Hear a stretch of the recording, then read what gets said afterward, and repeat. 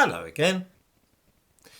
I cannot help but notice that whenever I mention the scourge of knife crime or talk about random stabbings by foreigners and people from other countries on this channel, or about religiously motivated murders, gang warfare, anything else, some fool is sure to remark that these things have always been around in Britain. What about the teddy boys and their flick knives in the 1950s? I usually ignore people saying silly things like that, but I've seen the same nonsense in newspapers recently, so perhaps we ought to look at the question seriously.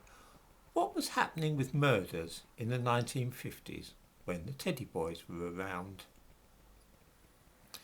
One of the difficulties with comparing crime today with the way it was 60 or 70 years ago is that nobody in any modern British government wants such a comparison to be made, because it would show how dreadfully things have changed, and more importantly, how those changes are linked strongly to immigration. However, let's have a go and see where our little expedition might lead us, trying to find out the truth about this.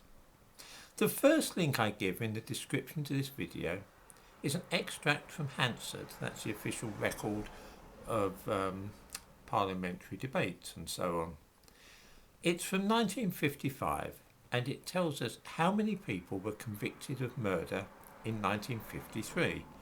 This really isn't all that long ago. It was certainly within my lifetime. So, in 1953, at the height of the teddy boy craze, and incidentally a time when flick knives were still legal, we find that just 28 people were convicted of murder in England and Wales.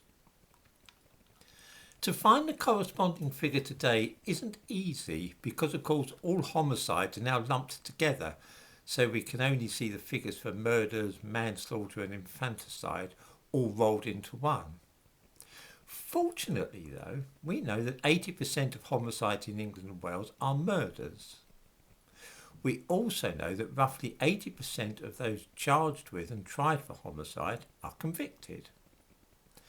So we should be able to work out the number of people convicted of murder, even if those figures aren't immediately apparent. In the second link I give, we find that there were 637 suspects who had been charged with homicides relating to the year ending March 2019. I give that year because the COVID pandemic disrupted the courts and everything else. So 2019, March 2019 is probably the best average year to work from. Since we know that about 80% of those 637 suspects will be convicted, and of those convictions roughly 80% will be for murder, we can cut through the deliberately confusing figures and see that this works out at about 407 people convicted of murder carried out in the course of 1 year. Compare that with the 28 people convicted of murder in 1953 and you can see that there are 14 times as many murders each year as there were at the time of the teddy boys. I needed to go into this in detail because, as I say, the figures are made deliberately obscure and hard to work out because nobody wishes us to know that there is an epidemic of murder. In big cities, this epidemic is fueled by people who are not white. In the whole country, the arrest rate for white British people is 8 per thousand for all offences. For black people, it's 29 per thousand. In all areas of crime, black people are the driving force, and this is especially so for crimes of violence. I give a link to those figures too. The next link which I give is for the homicide rate for different ethnicities in England and Wales. You will see that the homicide rate for white people is 8 per million. For black people it is 50 per million, more than 6 times as high.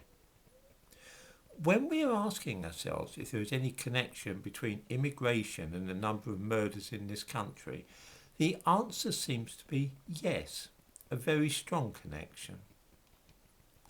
I end with an example of the kind of crime which was unheard of at one time, the random stabbing of a stranger for no reason at all.